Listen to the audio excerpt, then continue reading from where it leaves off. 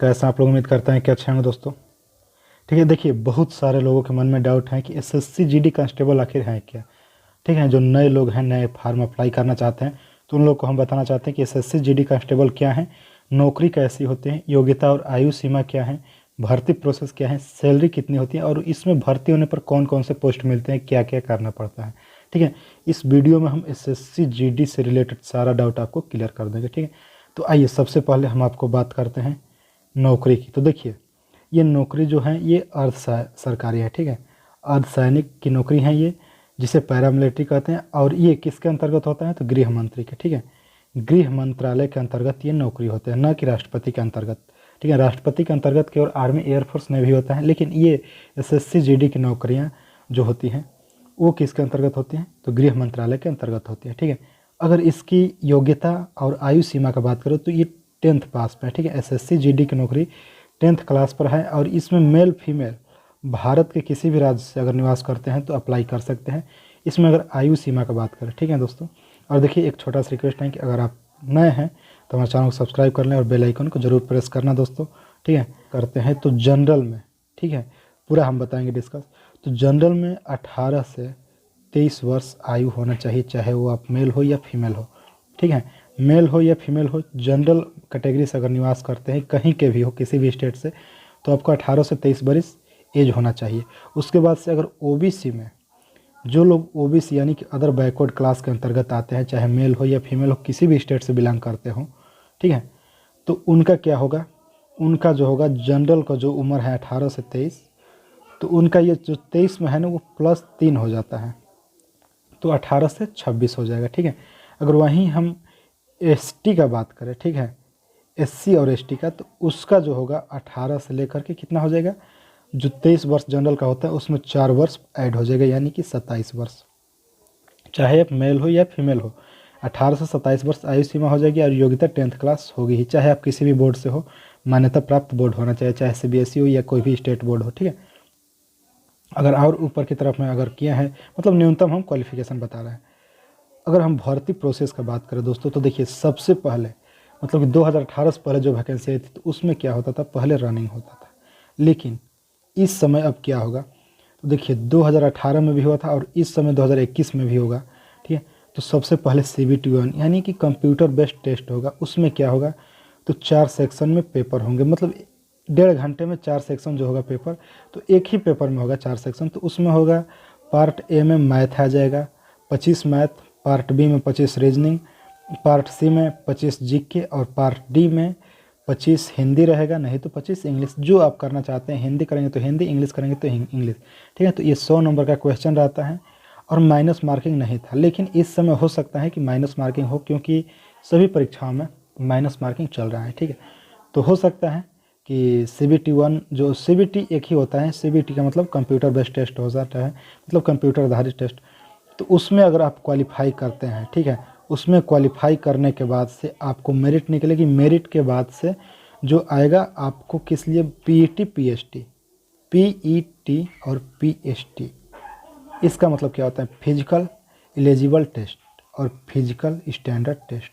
इसके अंतर्गत जो हाइट होती है वो 170 सेंटीमीटर जनरल कैटेगरी के चाहिए। ठीक है, 170 सेंटीमीटर जनरल OBC SC का चाहिए। ठीक है, अगर मेल में, अगर ST का बात करें तो उनका कितना 165 सेंटीमीटर चाहिए। अगर वहीं पहाड़ी का है तो उनको छूट मिलता है, रिलैक्सेशन मिलता है हाइट और चेस्ट में।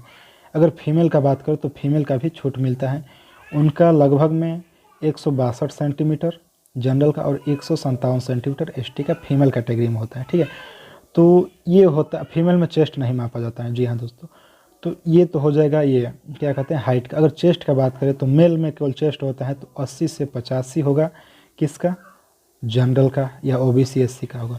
अगर हम बात 80 मतलब कि 80 बिना फुलाए हुए, 85 फुला करके, अगर ऐसे बात करें ST का बात करें तो इनका कितना होगा, तो 75 से 80 होगा, यानी कि 75 सेंटीमीटर बिना फुलाए और 80 सेंटीमीटर फुला करके, यानी कि 5 सेंटीमीटर आपका क्या चाहिए, फुलाव चाहिए। ये भर्ती प्रोसेस का है। और जो रनिंग होता है, वो 24 मिनट में 5 किलोमीटर, चाहे आप SC से हो, ST से हो, जनरल से हो, OBC से हो, अगर आप मेल कैटेगरी में है तो।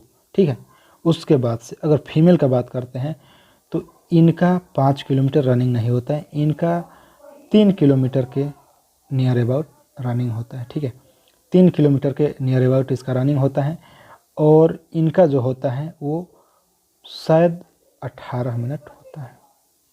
ठीक है, 15 की 18 मिनट, मतलब कि ऐसे होता है, मतलब कि 3 किलोमीटर ही इसका रनिंग होती है। ठीक है, तो जिस दिन आपका मतलब फिजिकल वजिकल सब हो जाएगा, उसके बाद से क्या होगा, मेडिकल के लिए बुलाया जाएगा। तो मेडिकल के लिए फिर एक कट ऑफ निकाला जाएगा। अगर फिजिकल में क्वालिफाई हो जाएंगे तो मेडिकल के लिए फिर एक कट ऑफ निकलेगा, जो कि फिजिकल के लिए एक बार निकला, एक बार फिर मेडिकल के लिए। तो मेडिकल के लिए जाएंगे तो मेडिकल में पूरा आपका विधिवत चेक होगा, उसमें ब्लड टेस्ट होता है, यूरिन टेस्ट होता है, यानी कि पेशाब चेक, और एक्सरे होता है, और बाकी सभी मेडिकल होता है जैसे कि सभी फोर्सों का होता है।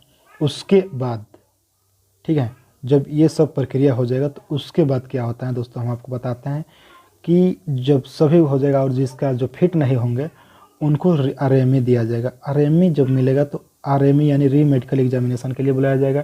तो फार्म दिया जाएगा, उसको फिलअप करके आप वहाँ पे क्या कर सकते हैं, फिर से अप्लाई कर सकते हैं, तो आपका री मेडिकल होगा। ठीक, उसके बाद से अगर बात करें तो उसमें जो प्रोसेस होता है, इसके अंतर्गत कौन कौन से पोस्ट पे भर्ती होती हैं, तो NIA, ठीक, SSF, CISF, ठीक है, ध्यान सुनिएगा, SSB, CRPF, BSF, ITBP, और क्या होता है ये असम राइफल यानी AR, ये सभी के लिए होता है। ठीक है, चाहे आप मेल हो, फीमेल हो, जनरल, OBC, SC ST कोई भी हो, इसके अंतर्गत में इस पद पर भर्ती होंगे। ठीक है, और ये सभी पैरामिलिट्री। अगर सैलरी का बात करें दोस्तों, तो जो बेसिक पे होता है वो 21,700 होता है। ठीक है, बेसिक पे जो होता है वो क्या होता है, 21,700 रुपये बेसिक पे होता है SSC GD में। ठीक है, और उसके बाद से HRA, DA, TA सब मतलब कि मैं सब जोड़ जाड़ कर नियर अबाउट आपको ट्रेनिंग में 24 से 25,000 तक रुपया ट्रेनिंग मिलता है।